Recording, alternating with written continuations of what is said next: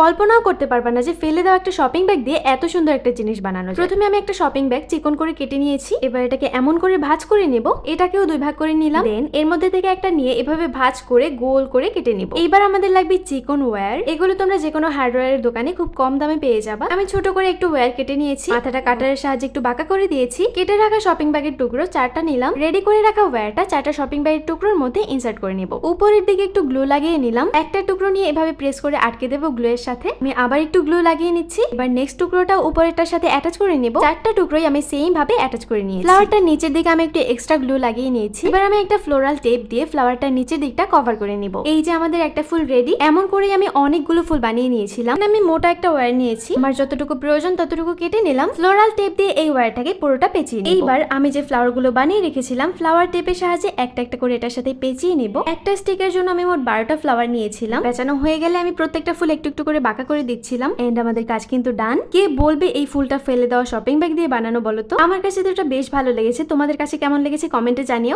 ভালো লাগলে আমার অ্যাকাউন্ট ফলো করতে একদমই ভুলো না। আজকের মতো আল্লাহ হাফেজ।